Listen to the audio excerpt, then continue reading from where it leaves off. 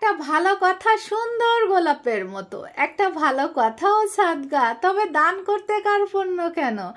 আসসালামু আলাইকুম, কেমন আছো সবাই? আশা করি সবাই ভালো আছো। আলহামদুলিল্লাহ, আমিও আল্লাহর রহমতে ভালো আছি। তো এই ভিডিওটা হচ্ছে আমি যেদিনকে বাসায় আসছি সেই দিনকার ভিডিও। তো তোমরা তো জানো আমি 2 দিনের জন্য সুন্দরবন ঘুরতে গিয়েছিলাম। তো 2 দিন পরে বাসায় এসে দেখে আমার বাসায় সব ফার্নিচার গুলো না ধুলায় একেবারে সব ভরে গেছে। মনে হচ্ছে যেন কতদিন সব পরিষ্কার করি না। আর আমার গাছগুলো এই যে দেখে আমি তোমাদের দেখাচ্ছি একটু পরে, গাছের পাতাগুলো না সব শুকিয়ে গিয়েছে রোদের তাপে। মানে এই কর্নারটাতে বেশ রোদ পায়, আর 2 দিন পানি দেওয়া হয়নি, তো এই জন্য এই অবস্থা। সব গাছগুলো না আমি পানি দিয়েছি, ব্যালকনির গাছগুলো তো পানি দিয়েছি। আর এইগুলোর পাতাগুলো দেখো এই যে অনেকগুলো পাতা শুকিয়ে গিয়েছে।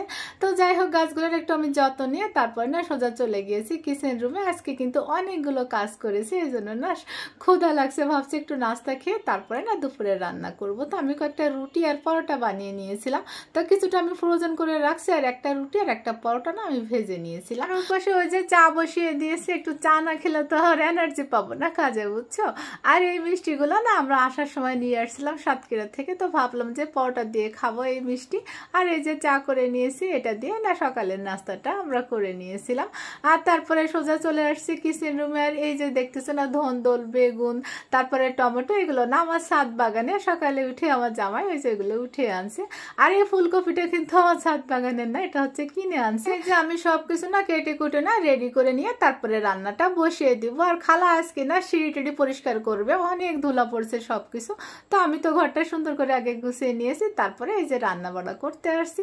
তো সব কাটাকুটু শেষ। আর এই মাছগুলো না আমি আগে থেকে এই যে সব মশলা দিয়ে ম্যারিনেট করে রেখেছিলাম। তো এই যে মাছগুলো আমি ভেজে নিয়েছি। আর এই তেলে আমি ওই যে বেগুন, তারপরে আলু কেটে রেখেছি, এই যে টমেটো, এগুলো না আমি একসাথে ভেজে নিব। তো এই যে আমি প্যানে সবগুলো কিন্তু দিয়ে দিয়েছি। আর একটু লবণ, হলুদ আর মরিচের গুঁড়া কিন্তু মাখিয়ে নিয়েছিলাম বেগুনগুলোতে। এই যে এই পাশে একটা প্যান বসিয়ে দিয়েছি এখানে পরের মতো তেল আর পেঁয়াজ কুচি। আর এখানে দিয়ে দিব আমি আদা আর রসুন পেস্ট, আর স্বাদ বুঝে লবণটা দিয়ে আমি না একটু ভেজে নিব, এতে করে আদা রসুনের কাঁচা গন্ধটাও চলে যায় আর পেঁয়াজটা না একটু নরম হয়ে আসে। আমি কিন্তু এভাবে আগে করে নেই। তারপরে বাকি গুঁড়া মশলাগুলো আমি দিয়ে অল্প একটু তেলের সাথে ভেজে নেই। এইভাবে ভাজলে কি হয়, সুন্দর একটা কালার আসে তরকারির। দিয়ে আমি অল্প একটু পানি দিয়ে তারপরে মশলাটা কিন্তু কষিয়ে নিয়েছি।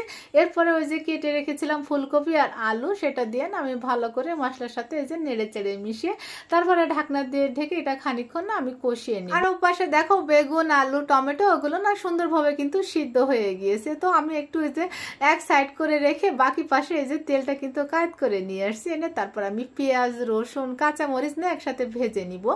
আর এই দেখো ফুলকপি, আলু, এটা কিন্তু আমি সুন্দরভাবে না কষিয়ে নিয়েছি। মাঝে একবার কিন্তু ঢাকনা তুলে নেড়ে চেড়ে দিয়েছিলাম।